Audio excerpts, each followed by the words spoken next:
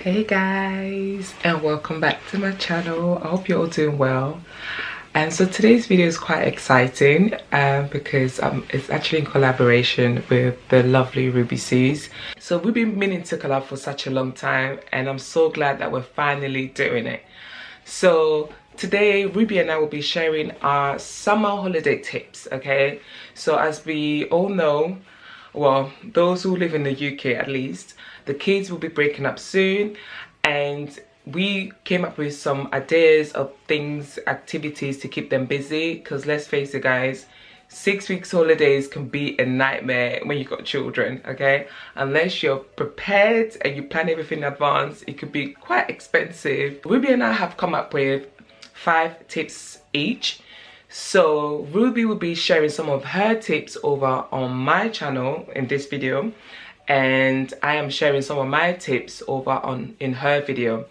So guys, please do make sure once you finish watching my video, you go over to Ruby's channel and check out her channel as well, and make sure you subscribe and check out the video that I feature in as well. So without further ado, I'm gonna let Ruby introduce herself, and then we'll get into the tips.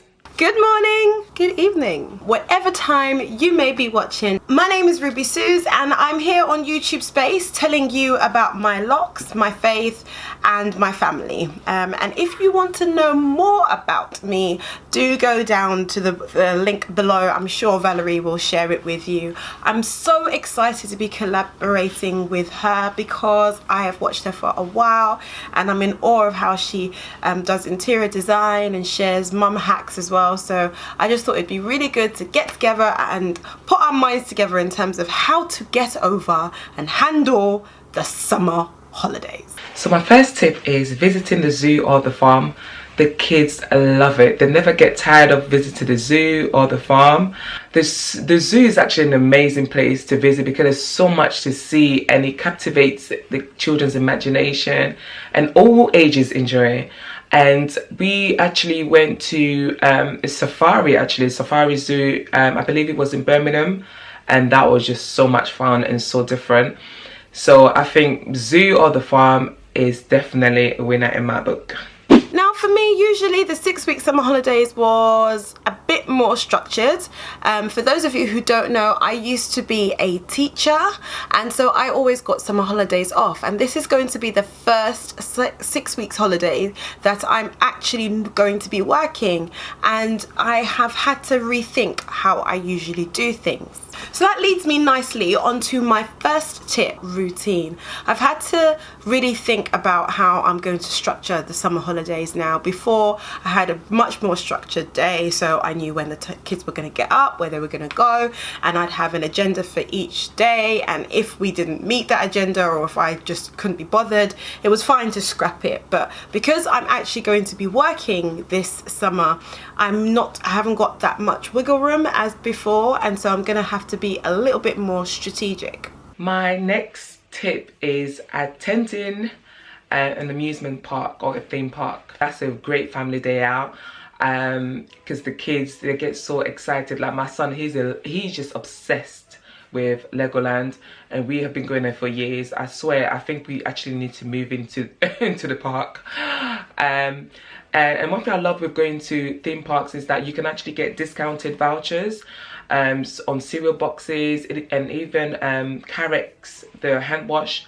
They actually do some vouchers as well, so you can collect a certain number of of hand wash bottles, and often is a child getting free with one paying adult or something to that effect. So I'm not advertising for them, but guys, definitely make sure you check your cereal boxes or your Carex bottles for those vouchers, because it really makes a difference. And also checking sites like Voucher or Groupon, you can always get a lot of discount on amusement park and theme parks. Number 4 is to do a museum crawl. Again, similar to the park crawl idea, you take a museum each week to go to. Now, I know most people, when they think of museums, they think of all the museums in London. So you think of the the Science Museum, the British Museum, Childhood Museum.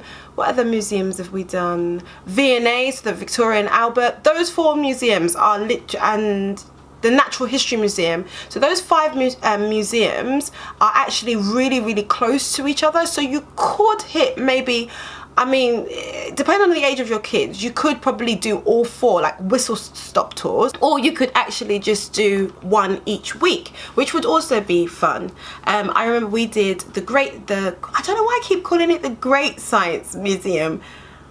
Is there a museum with the word great in it? No, there isn't. So I remember we did the Science Museum, and on that day I decided to treat them and took them to the IMAX theatre, which was really good.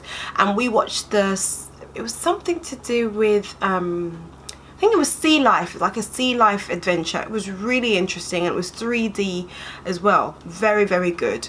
So I'd highly recommend that as well. But there are loads of local museums in your area. It feels like every city or major town has a museum close by. There is like a farm museum, which we have never been to, near our house.